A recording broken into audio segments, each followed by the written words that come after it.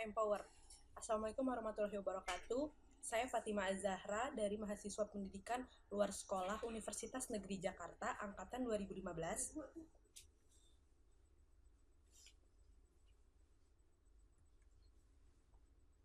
Nah, di sini saya akan menjelaskan tentang teknik presentasi yang efektif dan memukau.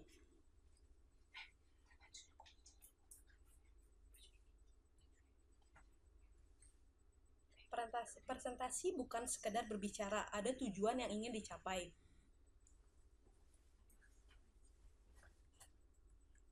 Dalam presentasi, kita harus menyampaikan informasi, melakukan penjualan, meyakinkan pendengar, serta memberi motivasi dan menyampaikan ide. Bagaimana melakukannya secara efektif? Kendalikan rasa takut. Yang pertama itu, karena rasa takut membunuh semuanya. Takut berbicara depan audiens biasanya terjadi, bahkan yang sudah biasa pun kerap masih merasakan. Ganti fokus, jangan biarkan rasa takut menguasai Anda. Fokus itu ada 3. Pertama, fokus terhadap audiens. Yang kedua, fokus akan materinya itu apa. Dan yang ketiga itu banyak latihan.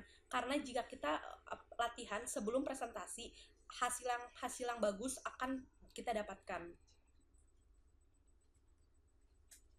Nah, di sini ada pahami tujuannya. Jadi kita tujuan untuk presentasi itu apa? Jadi kalau kita tahu tujuannya, kita pasti akan bakal berjalan dengan lancar. Mengapa Anda melakukan presentasi? Apa yang ingin Anda capai? Nah, di sini yang pertama itu kenali audiensnya.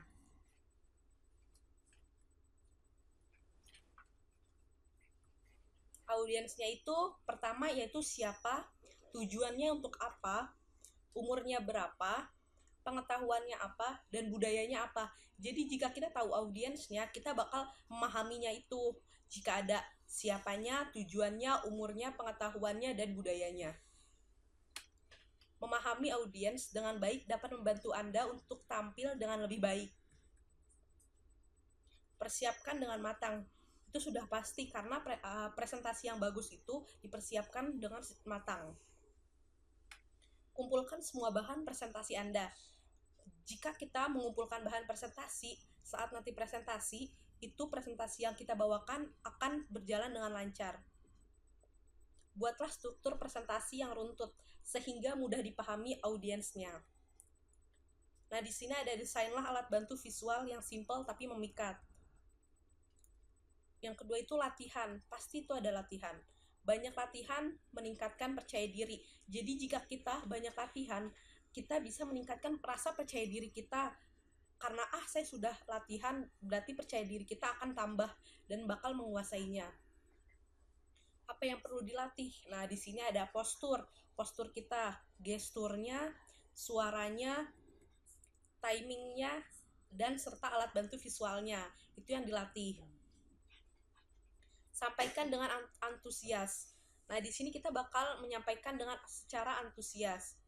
Anda harus antusias dulu jika mengharapkan audiens.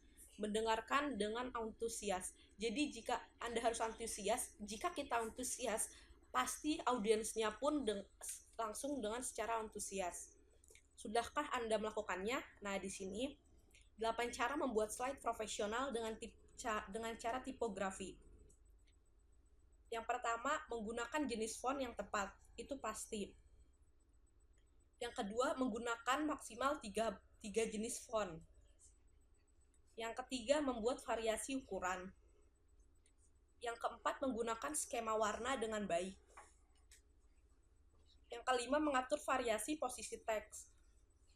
Nah, yang keenam, tidak harus selalu menempatkan teks horizontal, karena kita tidak harus menempatkan teks horizontal karena bisa dengan vertikal, agar presentasi menarik. Memadukan teks dengan shape. Dan pastikan teksnya secara ringkas, jadi tidak bertele-tele, agar langsung pada tujuan materinya itu. Jadi, Anda sudah dapat membuat slide yang indah dan menarik. Perhatian dengan tipografi.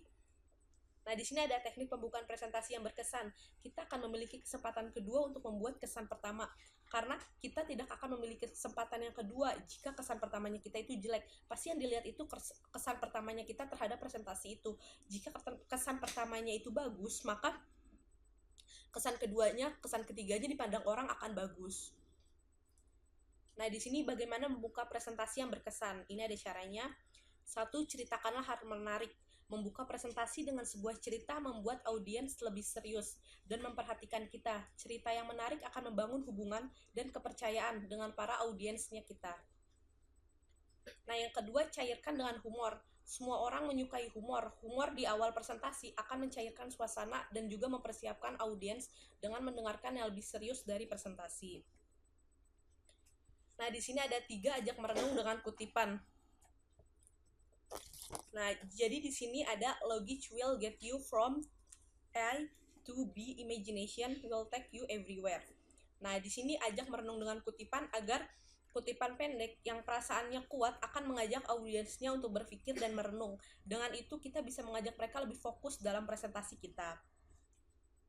Nah, yang di sini yang keempat ada data atau fakta yang amazing. Data atau fakta yang digunakan secara tepat akan menjadi pembukaan yang kuat. Data dan fakta bisa menjadi sajian informasi yang dramatis tanpa perlu didramatisir.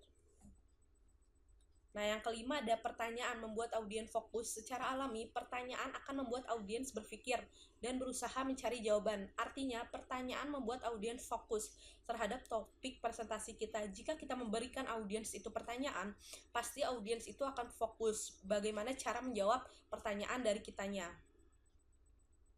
Nah, yang ketujuh ada jurus presentasi, tips and trick agar presentasi kita menjadi amazing.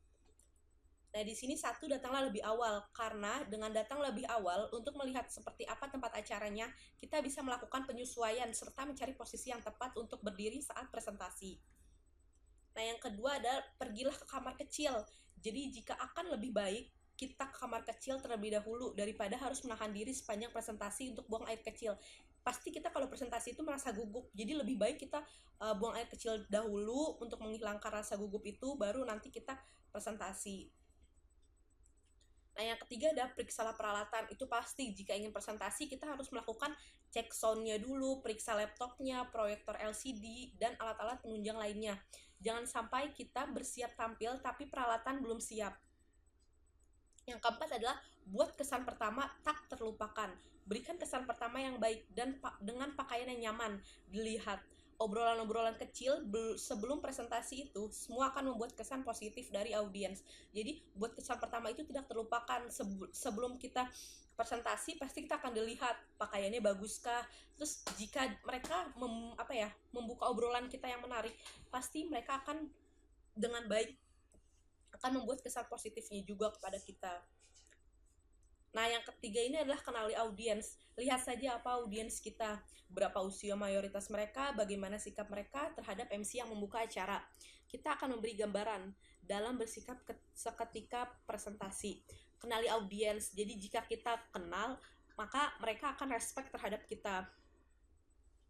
Nah, di sini ada pembukaan yang memukau. Lakukan pembukaan yang membuat audiens terhentak, buat mereka membutuhkan presentasi kita sehingga mereka akan fokus mendengarkan keseluruhan isi presentasi.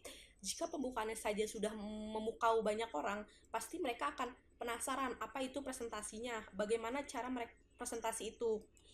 Nah, di sini ada tutup dengan kuat. Jadi penutupan yang kuat akan memudah dengan kata-kata yang sederhana tapi bisa menggambarkan inti dari isi presentasi. Jadi tutup yang kuat itu kayak meringkas apa sih namanya presentasi yang dari tadi kita jelaskan. Jadi mereka bakal presentasi yang misalnya tadi sudah banyak itu bisa kita ringkas apa itu isinya, mereka akan mengerti jika penutupannya itu kuat. Nah, selamat mencoba. Semoga bermanfaat. Terima kasih. Jangan lupa like dan komen. Terima kasih, semoga bermanfaat.